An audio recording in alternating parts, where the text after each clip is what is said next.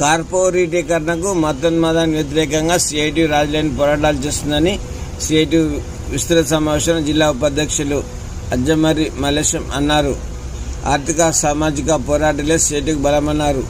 ఈ సందర్భంగా కేవల్ కిషన్ భవన్లో మంగళవారం మధ్యాహ్నం 3 గంటలకు జరిగిన సమావేశంలో ఆయన మాట్లాడుతూ ఏప్రిల్ నెలలో జరిగేటువంటి సామాజిక న్యాయ వారోత్సవాలను కూడా జయప్రదం చేయాలని చెప్పి సిఐటి పిలుపునిస్తున్నది.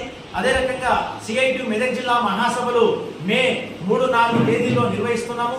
మే 3-4 తేదీలో జరిగేటువంటి సిఐటి జిల్లా మహాసభలను కూడా జయప్రదం చేయాలని ఈరోజు జరిగినటువంటి సిఐటి జిల్లా కమిటీ సమావేశం తీర్మానం చేసింది. రాబోయే రోజుల్లో కార్మిక వర్గం దాన్ని సిద్ధపడాలని చెప్పి మే 1వ తారీఖు నాడు కూడా గ్రామాన సిఐటి జెండాల ఆవిష్కరణ చేయాలని చెప్పి పిలుపునిస్తున్నాం. మే 30వ తేదీన సిఐటి ఆవిర్భావ దినోత్సవం సందర్భంగా కూడా సిఐటి జెండాలను ఆవిష్కరించాలని చెప్పి ఈరోజు తీర్మానాలు చేయడం జరిగింది. ఈ సమ్మెను జయప్రదం చేయాలని ఈరోజు మెదక్ కేవల్ కిషన్ భవన్లో జరిగిన సిఐటి జిల్లా విస్తృత సమావేశం తీర్మానం చేసింది. వీటితో పాటు ఈరోజు సమావేశంలో కొన్ని ముఖ్యమైనటువంటి నిర్ణయాలు కూడా చేయడం జరిగింది. ఈ జిల్లాలో ఉన్న కార్మిక వర్గం అంతా కూడా అమలు చేయాల్సిన అవసరం ఉంది. మే 20వ తేదీన జరిగే అఖిల భారత సమ్మెను జయప్రదం చేయాలని చెప్పి సిఐటియు కార్మిక వర్గానికి పిలుపునిస్తున్నది.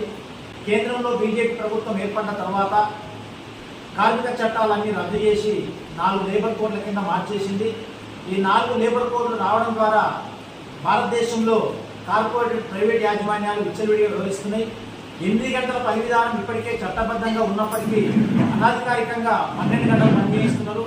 లేబర్ కోడ్ల ద్వారా 12 గంటల పని విధానం కనుక చట్టబద్ధం అయినట్టయితే కార్మిక వర్గం తీవ్ర దోపిడీకి గురయ్యేటువంటి ప్రమాదం ఉంది.